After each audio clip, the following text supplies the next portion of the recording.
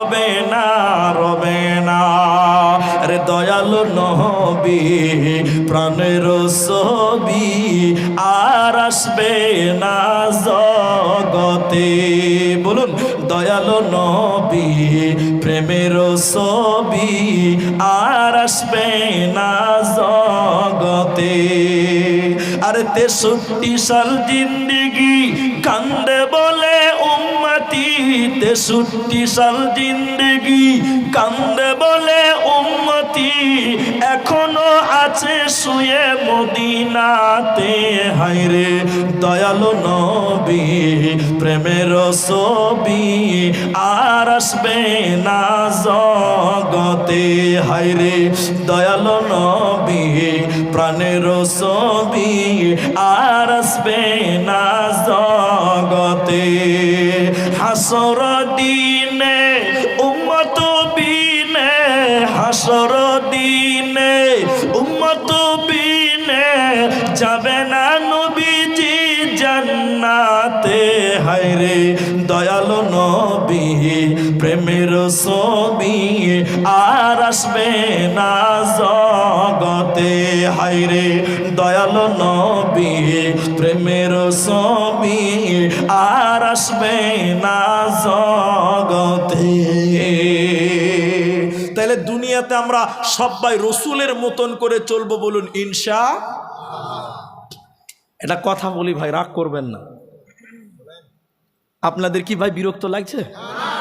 পেছনটা ফাঁকা হয়ে গেছে জি। আপনারা কি চলে যাবেন নাকি? না আর কিছুক্ষণ বলবো? আমরা আছি বলি ইনশা। আর রসুলের মতন করে আমরা দুনিয়া গড়বো। আরেকবার বলুন ইনশাআল্লাহ।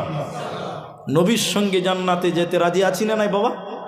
ইনশাআল্লাহ বলুন ইনশাআল্লাহ। আল্লাহ তুমি কবুল করো, বলুন আল্লাহুম্মা আমিন। এবার আরেকটা তাফসীর বলবো, এটা আরো গুরুত্ব আছে, খালি ধৈর্য ধরেন। একটা লোককে আল্লাহ বলবেন কিয়ামতের দিন, এই বিড়ি কেন খেয়েছিলি বল। প্রশ্ন বুঝতে পারছেন? মানে কোন একটা পাপ বলবেন আর কি। আমি কথার মানে বললাম বিড়ি। মনে করেন আব্দুর রহমানকে বলবে, আব্দুর রহমান দুনিয়াতে বিড়ি কেন খেয়েছিলি রে? তখন আব্দুর রহমান বলতে, আল্লাহ আমাদের ইমাম সাহেব বলেছিল বিড়ি খেলে গুনাহ হবে না, তাই বিড়ি খেয়েছিলাম। কথা বুঝতে পারছেন? হাসবেন না। এবার বিচারটা খালি দেখেন, কোরআনের দলিল দিব আপনাকে। এবার আল্লাহ তখন ইমাম সাহেবকে ডাকবে, এই মসজিদের ইমাম, তুই বলেছিলি বিড়ি খেলে গুনাহ হবে না, কেন বলেছিলি বল। তখন ইমাম বলবে, আল্লাহ আমি জানি না, আমার উস্তাদ বলেছিল হেড মৌলানা। বলে হেড মৌলবীকে ডাক। হেড মৌলবী 17 গোষ্ঠী উদ্ধার হয়ে যাবে। এই মৌলবী তুই বল, তুই বলেছিলি বিড়ি খেলে গুনাহ হবে না, কেন বলেছিলি ওটা বল। তো কি কারণে বলেছিল ওটা বল। তখন বড় হুজুর বলবে, আল্লাহ আমি জানি না, আমার উস্তাদ বলেছিল। বলো ওকে ডাক, ওকে ডাক, ওকে ডাক। এই করতে করতে করতে করতে সব উপরে যাকে দেখানো হবে তার নাম হলো আজাজিল শয়তান। সবাই বলুন আজাজিল শয়তান। খুব গুরুত্ব দেন, এই কথাটা ভুলবেন না। এবার আল্লাহ কোটি কোটি অপরাধীদের দাঁড় করিয়েছেন, মানে কেউ একা না, একজন একজন করে করে দাঁড় করতে করতে হাজার হাজার লোক দাঁড়িয়ে গেছে। এবার আল্লাহ তার মধ্যে সবশেষ আজাজিল শয়তান। আল্লাহ এবার আজাজিল শয়তানকে বলেছেন, এই আজাজিল, তুই বলেছিলি আমার এতগুলো বান্দাকে গুনাহগার বানিয়েছিলি কেন? কেন অন্যায় করতে বলেছিলি তুই বল, গুনাহগার বানালি কেন বল। আজাজিল কি উত্তর দিছে দেখেন, সুবহানাল্লাহ, কত চালাক ছিল আল্লাহ তাকে বানিয়েছিলেন। বলছে, আল্লাহ, আল্লাহ জি, আল্লাহ আমি যেদেরকে গুনাহগার বানিয়েছিলাম তা আমার কোনো কিতাব ছিল? আচ্ছা আপনারা বলুন, আজাজিল দুনিয়াতে কোনো কিতাব দিয়েছে? ওইরকম কিতাব আছে দুনিয়াতে? বলুন আছে? নাই। তখন আজাজিল বলবে, আল্লাহ তুমি কিন্তু মানার জন্য মানুষকে দিয়েছিলে কোরআন। আল্লাহ কি দিয়েছে? সবাই বলুন, নামটা বলুন, সবাই বলুন কোরআন। আর আজাজিলের কোনো কিতাব আছে? নাই। বাস প্যাঁচ লাগছে, খানিক ধৈর্য ধরেন। এবার আবার বলবে আজাজিল, আল্লাহ আদর্শ রূপে তুমি নবী পাঠিয়েছিলা, নবী নবী রসুল। আল্লাহ আমি তো কোনো নবী রসুল আমার তরফ থেকে পাঠাইনি। আচ্ছা আজাজিলের কোনো প্রতিনিধি আছে? আরে বলে না কথা। আল্লাহ তোমার নবী ছিল, আল্লাহ তোমার কোরআন ছিল, এরপরও তারা তোমাকে মানে নাই, তোমার নবীকে মানে নাই। আল্লাহ আমার কোনো কিতাব ছিল না, আল্লাহ আমার কোনো প্রতিনিধি বা কোনো নবী ছিল না, এরপরও আমাকে মেনেছে। বলো আমার কি দোষ আছে বলো? সেদিন মরবে সবাইকে গলায় দড়ি দিয়ে টেনে টেনে জাহান্নামের দিকে নিয়ে যাওয়া হবে। অতএব মুসলমান, আমাল করলে হুঁশিয়ার হয়ে করিও, না হলে কিন্তু সেদিন বাঁচার উপায় রবে না। আল্লাহর নবী বলছেন কিয়ামতের দিনটা কত কঠিন, কত জটিল। মায়েরা বোনেরা আমার, মানুষেরা মেহসারের ময়দানে যখন উলঙ্গ হয়ে দাঁড়াবে, কানতে কানতে মানুষেরা হযরতে আদম আলাইহিস সালামের কাছে দিয়ে বলবেন আব্বা।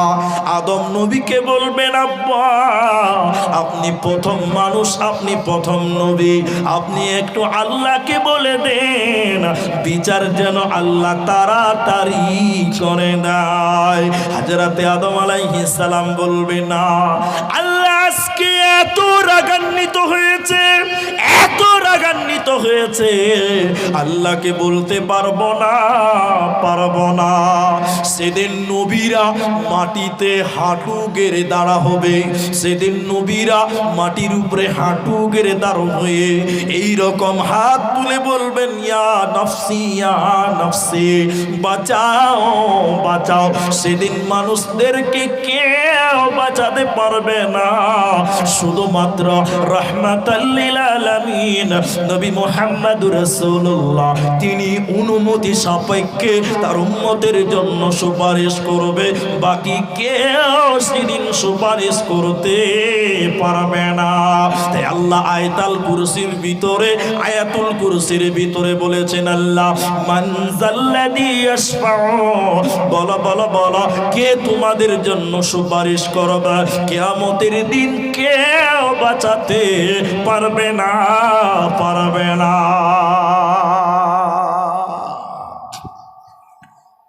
আমি ঘরের কথা বলছি এবার। জুমার দিন নামাজ পড়ে বের হলাম, অনেক দিন আগেকার কথা বলছি, অনেক দিন আগেকার কথা। আমার বংশে আমি একাই মুলবি, কথা বললেন, আমার বংশে কোনো আলেম নাই, আমি একাই আলেম। তা আমার এক আত্মীয় সোশ্যাল মিডিয়ার যুগ, তো বললাম না নামটা, বললে ও খবর চলে যাবে হেড অফিসে। কালকে আমাকে ফোন করে বলবে তুমি আমার কথাটা আবার জালসাতে বলছো, ওই জন্য বলছি না, এটা সোশ্যাল মিডিয়ার যুগ। আমার এক আত্মীয়, মানে খুব নিকট আত্মীয়, আমাদের বংশ আর কি, আমাকে বলছে যে বেটা, আমার নাম ধরে বলছে, বাস জান্নাত পেয়ে যাবো রে বেটা, আর কিছু দরকার নাই। তো আমি বললাম যে তুমি এত কনফার্ম হচ্ছ তুমি জান্নাত যাবে, তুই কী করে এত কনফার্ম? তোকে কষ্ট করে মুলবি বানালাম, তুই জানিস না একটা মুলবি যদি বংশ হয় তো 7 গোষ্ঠী জান্নাত যাবে। এরকম কথা বলেন আপনাদের দিকে? মনে জান্নাতটার খালুর বাড়ি আর কি, সবাই যা খালি দেখি, একটা মুলবি হলে 7 গোষ্ঠী জান্নাত যাবে, এরকম প্রবাদ আছে না? আপনাদের এবার বলি, এত সস্তা নয় জান্নাতটা। ইব্রাহিম আলাইহিস সালাম, তার বাপের নাম আজর। মাশাআল্লাহ, কে বললো কথাটা? আপনি। আজর কি করতেন তিনি? খুব নফল নামাজ পড়তেন। হ্যাঁ বলছে, হ্যাঁ। আরে খ্যাপা, মূর্তি পূজা করতো, মূর্তি বানাতো আর বিক্রি করতো, কথা বুঝতে পারলেন? মূর্তি বানিয়ে বানিয়ে কি করতো? এই কথাটা শুনলে আপনার একটা জ্ঞান হবে, আমার বিশ্বাস আছে এটা। একদিন ইব্রাহিম আলাইহিস সালাম বলছেন যে আব্বু, আপনি মূর্তি বানায়েন না, এই কাজ করিয়েন না, অন্যায়, আমাকে মানেন আর আল্লাহকে মানেন, আল্লাহ আপনাকে জান্নাত দিবে। আজর তখন বলছে, বেটা যা বলেছ একবার, দ্বিতীয়বার বলিও না। বাস, বাপের বেটার কথা বাপ মানল না। কিয়ামতের দিন বংশে একটা মুলবি হলে 7 গোষ্ঠী জান্নাত যাবে। শুনেন এবার কি হচ্ছে।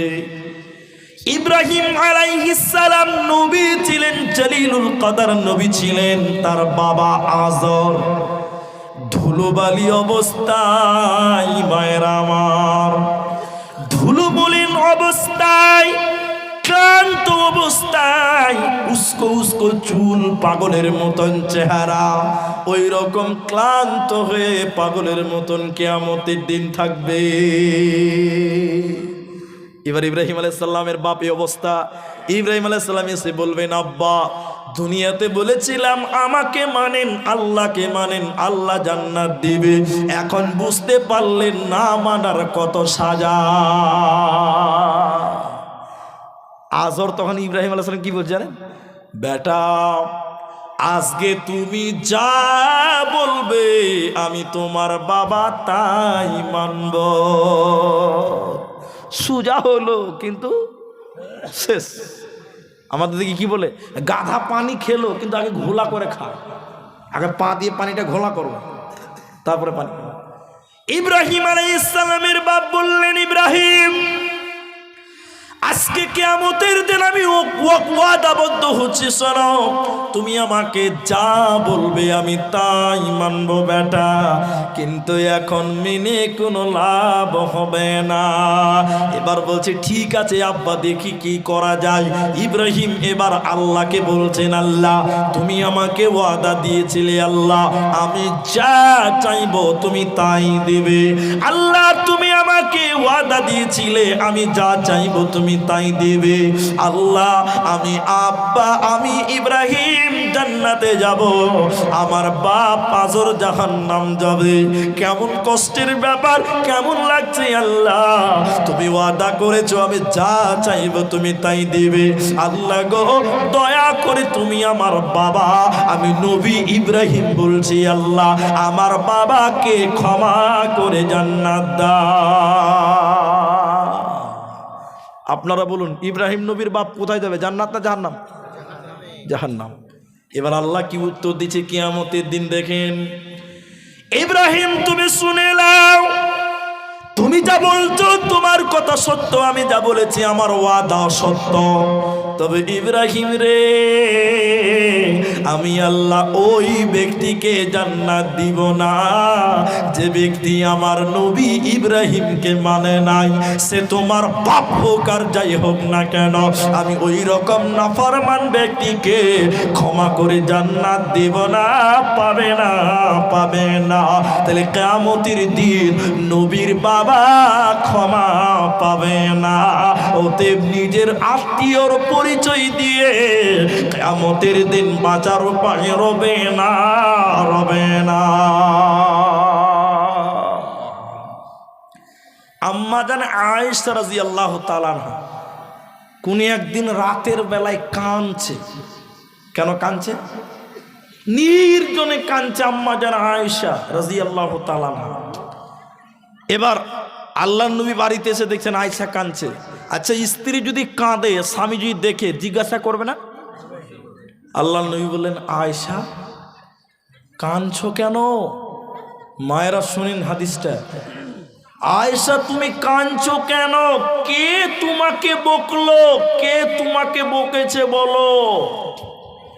তার আম্মা জান আয়েশা বলছেন, হুজুর আমাকে কেউ বকে নাই, কেউ আমাকে মারে নাই, তাহলে তুমি কাঁদছো কেন? মা আবার শোনেন। আচ্ছা এই কথা বলছেন আর আল্লাহর নবী আয়েশার চোখের পানি মুছে দিচ্ছে। একটু বুঝার চেষ্টা করি। বাবা এদিকে, এদিকে আমার দিকে তাকান। আপনার স্ত্রী কাঁদছে, আপনি যদি যে চোখের পানি মুছে দেন আর বলেন কেন কাঁদছো, তাহলে স্ত্রী বুঝবে যে আমার স্বামী আমাকে অনেক ভালোবাসে, বুঝবে না? আল্লাহর নবী নিজের চোখের পানি মুছে দিচ্ছে নিজের হাত দিয়ে। তা আয়েশা বুঝতে পারছে যে রাসূলুল্লাহ আমাকে কতটা ভালোবাসে। এই চান্সে একটা পরীক্ষা করে নিতে চাইছেন আম্মা জান আয়েশা। কি বলছে জানেন বাবা? আয়েশা তখন বলছেন, হুজুর আমাকে কেউ বকেনি, আমাকে কেউ মারেনি, আমাকে কেউ কটু কথা বলেনি, তবে কাঁদছি কেন? নবী গো দুনিয়াতে কেঁদেছি, আপনি পাগলের মতন জিজ্ঞাসা করছেন, চোখের পানি মুছছেন।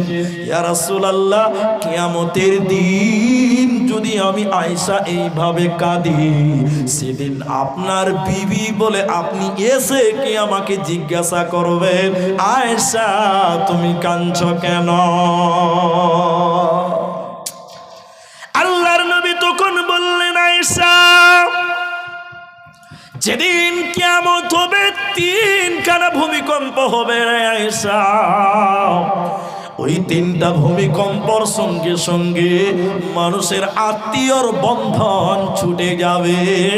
আয়েশা রে, কিয়ামতের দিন যদি কেঁদে কেঁদে মারা যাও, আমি তোমার স্বামী সেদিন এসে তোমাকে জিজ্ঞাসা করব না, আয়েশা তুমি কাঁদছো কেন? অতএব স্বামীর পরিচয় দিয়ে, স্ত্রীর পরিচয় দিয়ে স্বামীর পরিচয়ে কোনোদিন বাঁচবেন না। স্বামী ভালো বলে বাঁচা যাবে না। মায়েরা আমার, বোনেরা আমার, কিয়ামতের দিন 2জন নবীর বিবিকে আল্লাহ জাহান্নামী বলবেন। কিয়ামতের দিন 2জন নবীর বিবিকে আল্লাহ জাহান্নামী বলবেন। ওই 2জন নবীকে আল্লাহ তাবারাক ওয়া তাআলা বলেন, উমরাআতা নূহ উমরাআতা লূত। হযরতে নূহ আলাইহিস সালাম আর হযরতে লূত আলাইহিস সালাম, এই 2জন নবীর স্ত্রী, এই 2জন নবীর বিবি কিয়ামতের দিন আল্লাহর জাহান্নামী হবে। স্বামী নবী হওয়ার পরেও ওর জান্নাতি হবে না, পাবে না, পাবে না। স্বামীর পরিচয় যদি দেন যে আমার স্বামী বড় মৌলানা, বড় বক্তা, বড় হাজি, সেদিন কোনো লাভ হবে? আর একটা জিনিস আপনাকে বুঝাবো, 1 মিনিট আমার দিকে লক্ষ্য করেন। কোনো মা 10টা নেকি বেশি হয়ে গেছে, জান্নাত যাওয়ার যা দরকার ছিল তার চেয়ে 10 নেকি বেশি হয়েছে। ক নেকি? ওটা দরকার না হলেও জান্নাত যেত, ওটা না থাকলেও কি হতো? আর ওই মায়ের একটা ছেলে, খুব আদরের ছেলে, একটাই বেটা, ও মাত্র 1টা নেকির জন্য জাহান্নাম যাবে। 1টা নেকির অভাব হয়েছে। আমার কথা বুঝতে পারছেন তো? এবার কিয়ামতের দিন এই ছেলেটা মায়ের কাছে যেয়ে বলবে, মা আপনার অনেক নেকি, মা আপনি জান্নাতি, 1টা নেকির অভাবে আল্লাহ জাহান্নাম দিচ্ছে, মা 1টা নেকি আমাকে দেন, আমি একটু জান্নাত যেতে চাই। মা কি বলবে? নেকি দিবে? হ্যাঁ, মা বলবে, তুই কে রে, জীবনে বিয়েই হয় নাই, তো ছেলে কোথা থেকে আসবে? কথা বলতে পারছে? আমার জীবনে বিয়ে হয়নি, তো ছেলে আবার কোথা থেকে? মা সেদিন পরিচয় বানিয়ে বলছি না, ইয়াউমা ইয়াফিরুল মারউ মিন আখি ওয়া উম্মিহি ওয়া আবি ওয়া সাহিবাতিহি ওয়া বানি। সেদিন ভাই ভাইকে দেখে দৌড়ে দৌড়ে পালাবে, ভাই বোন দৌড়ে দৌড়ে পালাবে, মা বেটা দৌড়ে দৌড়ে পালাবে। কিয়ামতের দিন কেউ কাউকে কিঞ্চিত পরিমাণ নেকি দিবে না, পাবে না, পাবে না। এরই নাম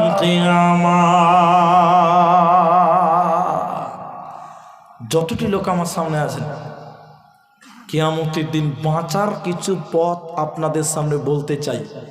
আরো আধা ঘন্টা টাইম আপনাদের বসতে হবে, সবাই বসবেন ইনশাআল্লাহ। এতক্ষণ খালি ভয় বললাম, ভীতি বললাম, বিপদ বললাম। বাঁচার জন্য কয়েকটা আমল বলবো, আমরা সবাই বসবো। আর একবার বলুন ইনশাআল্লাহ। দিনাজপুরের লোক 12টার পর জলসা শুনে না, আমার অভিজ্ঞতা থেকেই বললাম। তবে আজকের জলসাতে আপনারা বসে আছেন, আমি প্রায় 40 স্টেজে মাইক ধরেছি, 40, 11টা 40।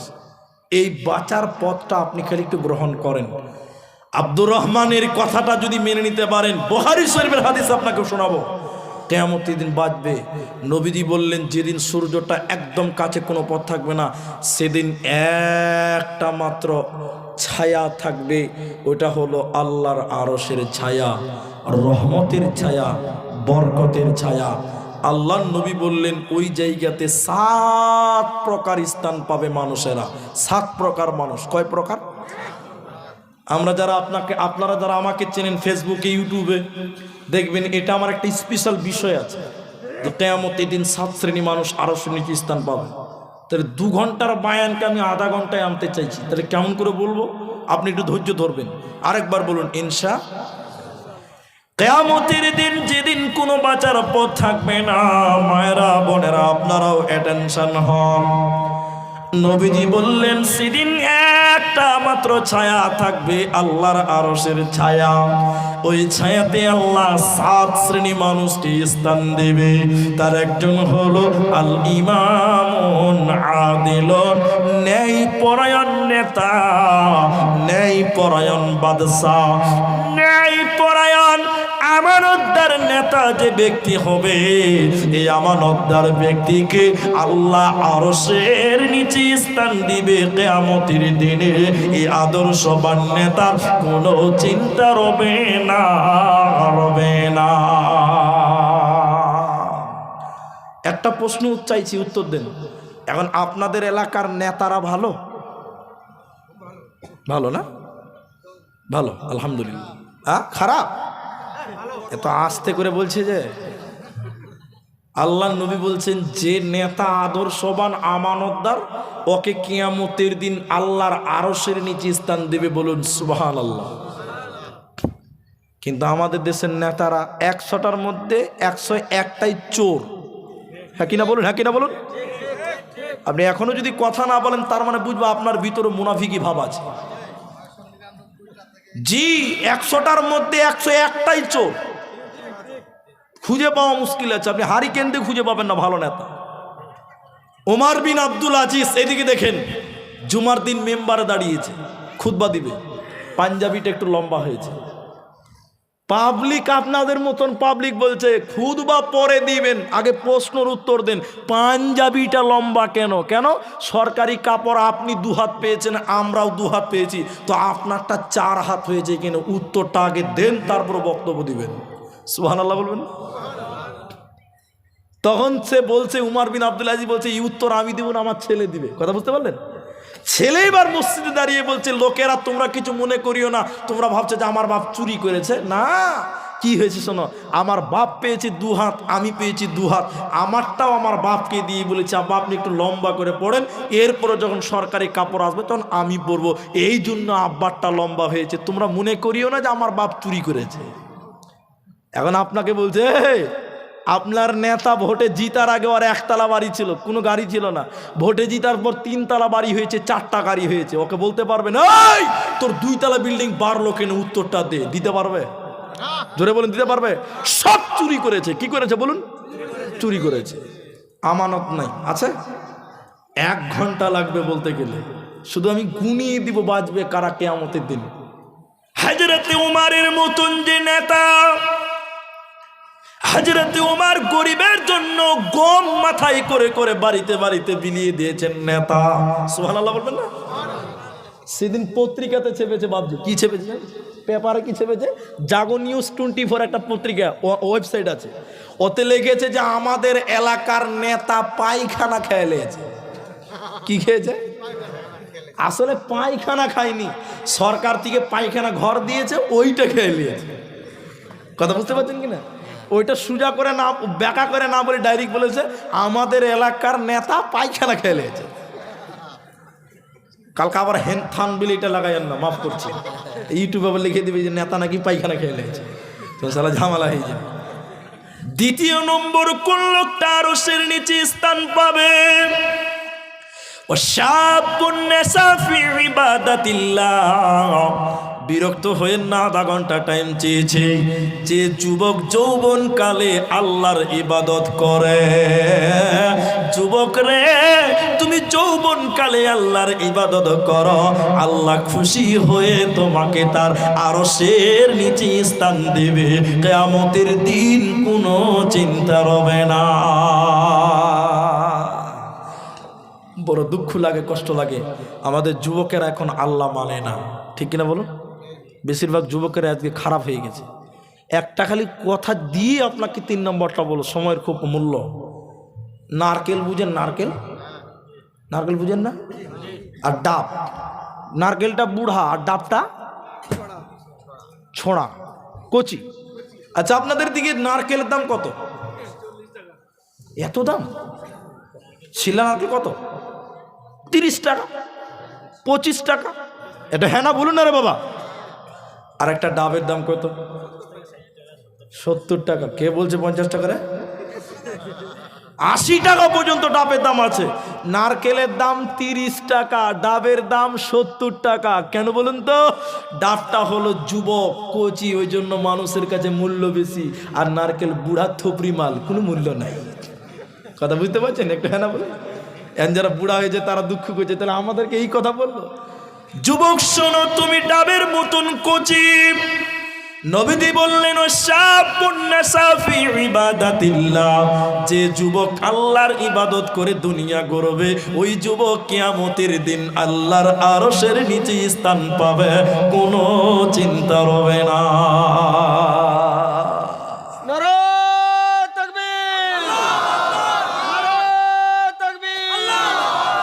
ভাই আমার, তাহলে যুবকের জন্য স্পেশাল কিছু ইবাদত আছে। অনেক সময়ের ব্যাপার শুধু গুনিয়ে দে আল্লাহর বান্দারা।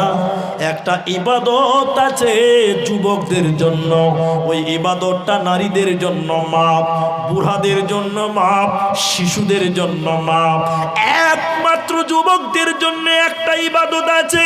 যুবকদের জন্য শুধু, বুড়াদের জন্য নয়, নারীদের জন্য নয়, বাচ্চাদের জন্য নয়। ওই ইবাদতটার নাম জিহাদ। জিহাদ কাদের জন্য? বলুন বলুন। যুবকদের জন্য।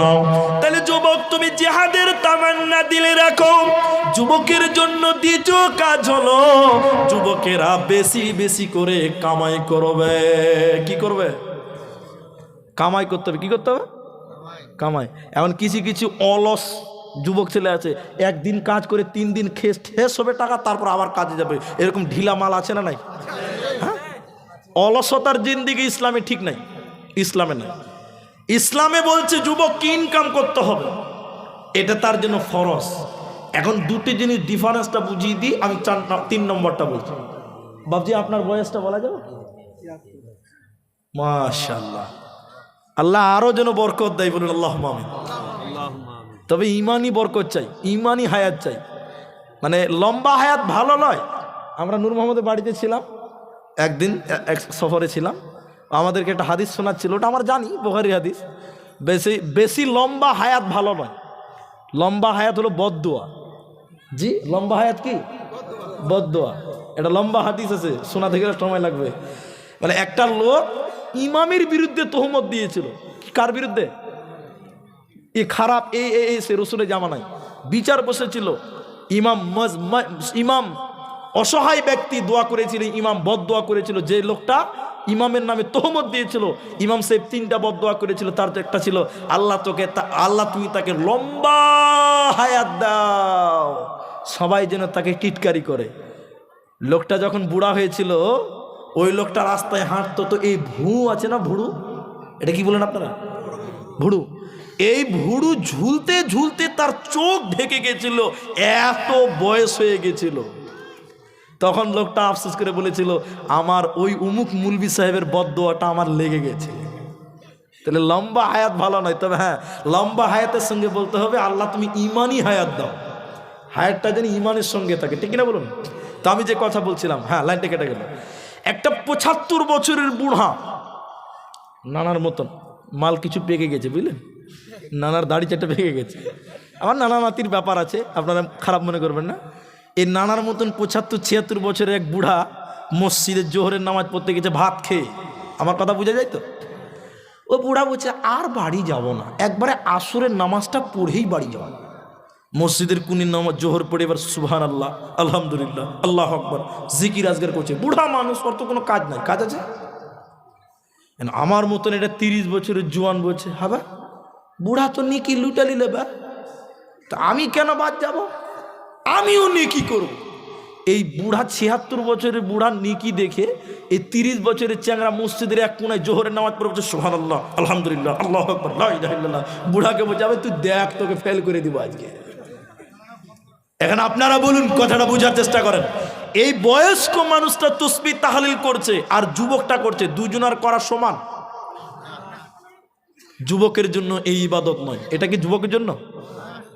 বুড়া মানুষ তিনি তাসবিহ তাহলিল করবে, এটাই তার ইবাদত। কিন্তু যুবক, তোমাকে মালদা টাউনের রোডে পুরে পুরে ব্যবসা করতে হবে। রায়গঞ্জ শহরের রোডে পুরে তোমাকে কাজ করতে হবে, কারণ আল্লাহ বলেছেন ফাইদা কুদিয়াতিস সালাত ফান্তাশিরু ফিল আরদি, যখন তোমার নামাজ হয়ে যাবে জমিনে বেরিয়ে যাও, মসজিদে থাকিও না। তুফান্তাশিরু ফিল আরদি ওয়াবতাগু মিন ফাদলিল্লাহ, আল্লাহর ফজলকে তোমরা তালাশ করো। তাহলে যুবক রে, তোমার ইবাদত হলো হালাল রুজি অন্বেষণ করা। তাহলে যে যুবকটা আল্লাহর ইবাদতে জীবন অতিবাহিত করবে, যুবক রে, আল্লাহ তোমাকে আরশের নিচে স্থান দেবে, কোনো চিন্তা রবে না, রবে না।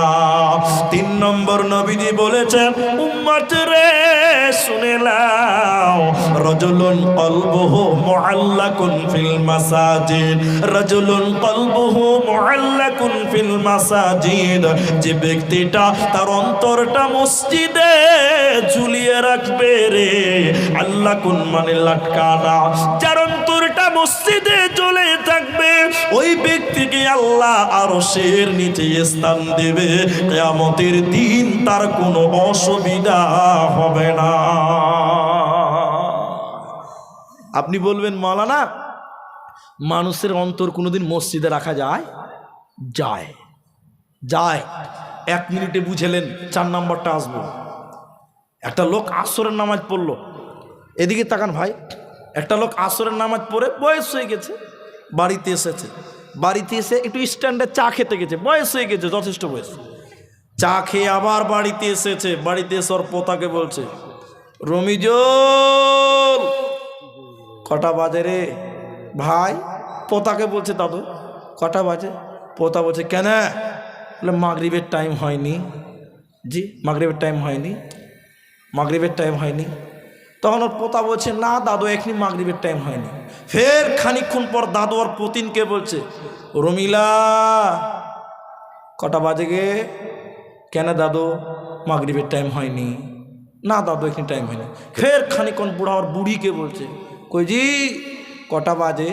বুড়ি তখন বলছে, কখন থেকে গেলে বেদার বেদার করে টাইম টাইম করছো কেন, কী হয়েছে? বলছে মাগরিবের টাইম হয়নি। বলছে না একদিন টাইম হয়নি। মানে বয়স্ক মানুষ আসরের নামাজ পড়ে বাড়ি এলো, চা খেতে গেল, বাড়ি এসেছে, কিন্তু ওর মনটা কিন্তু মসজিদে পড়ে আছে, বারবার মন হচ্ছে কখন মাগরিব হবে তো মসজিদে যেতে পাবো। এরকম দিলওয়ালা কিছু মসজিদ প্রেমিক পাগল আছে না নাই, বলুন?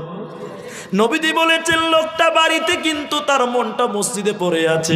তাই নবীজি 3 নম্বর বলেন, রাজুলুন কলবুহু মুআল্লাকুন ফিল মাসাজিদ, যে ব্যক্তিটা তার অন্তরটা মসজিদে ঝোলাতে পারবে, ওই ব্যক্তি কিয়ামতের দিন আল্লাহর আরশের নিচে স্থান পাবে, কোনো চিন্তা হবে না।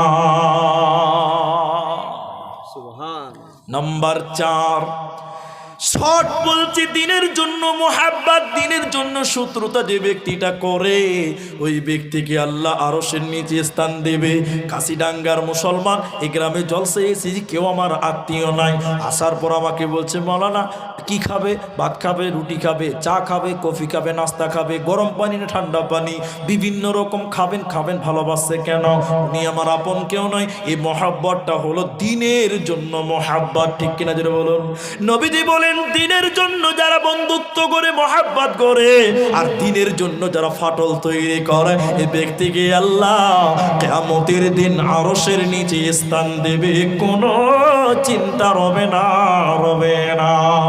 5 নম্বর নবী বললেন, একটা সুন্দরী রমণী, সুন্দরী মহিলা, মেয়েটা দেখতে ভালো, মেয়েটার বংশ ভালো, বিরাট বড় লোকের একটা মেয়ে, সুন্দরী একটা মেয়ে, একটা ছেলেকে বলছে, চলো চলো চলো যে না করি গা, চলো চলো পালিয়ে যাই, বিয়ে করি গা।